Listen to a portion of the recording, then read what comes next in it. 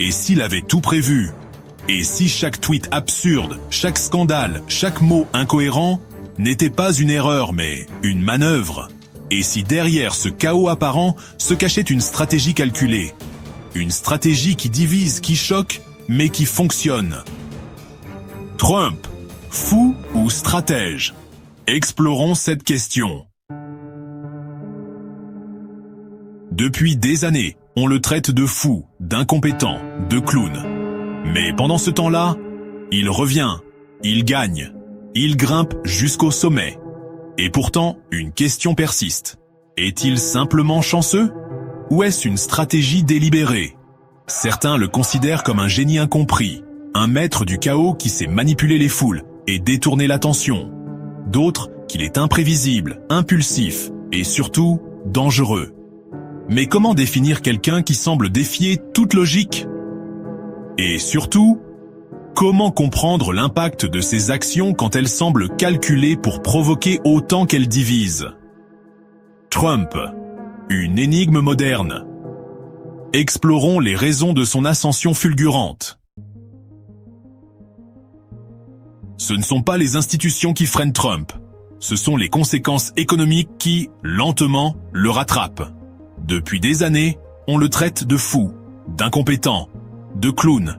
Mais pendant ce temps-là, il revient, il gagne, il grimpe jusqu'au sommet. Et si Donald Trump n'était pas fou, mais brillant? Ou peut-être que justement, sa folie et sa stratégie. Et si tout ce bruit était prévu? En novembre 2024, contre vent et marée, il revient. Donald Trump, 45e président des États-Unis, devient aussi le 47e. Victoire fracassante, discours incendiaires, personne ne reste indifférent. Il reprend le contrôle de la Maison-Blanche avec son désormais fameux « America First ». Certains pensaient que ses conseillers, hommes d'affaires figures de la finance, finiraient par tempérer ses impulsions. Mais ce n'est pas ce qu'on observe. Même ses voix expérimentées semblent mises à l'écart. Et une certitude s'installe. Il n'y a pas de pilote automatique.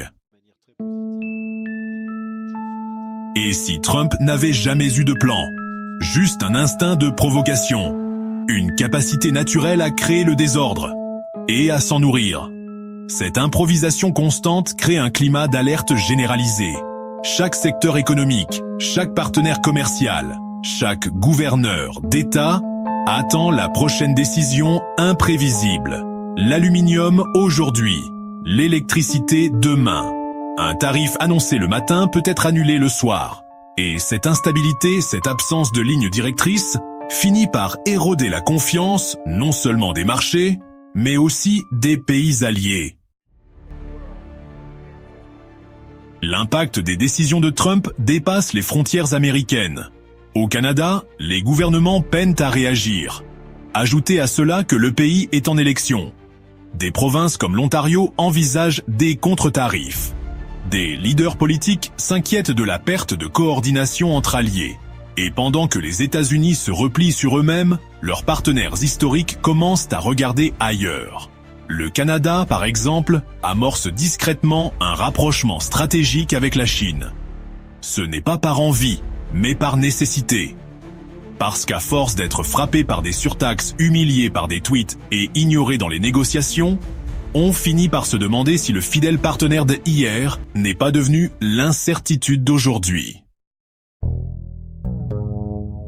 Les conséquences ne sont pas que diplomatiques.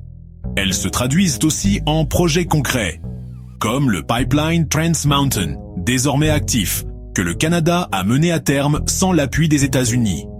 Un projet controversé, mais révélateur. Face à l'incertitude, le Canada renforce ses infrastructures pour mieux contrôler sa propre destinée énergétique. Dans ce contexte, diversifier ses partenariats devient vital. C'est ici que la Chine entre en jeu. Même chose pour l'Europe et le Moyen-Orient. Parce que, quand ton voisin agit comme un rival, tu commences à chercher des portes de sortie. Il improvise, il calcule, il insulte, il avance. Et pendant que les autres essaient de comprendre le jeu, il change les règles. Et si, au fond, tout ce que l'on croyait être un plan n'était que du bruit? Et si la guerre économique n'était pas une stratégie, mais une fuite en avant? Un président sans direction, une administration qui minimise les effets, et des conséquences bien réelles. Et pour vous, Trump, c'est un fou ou un stratège? Commentez, abonnez-vous, et surtout, restez curieux. Continuons d'imaginer demain tous ensemble.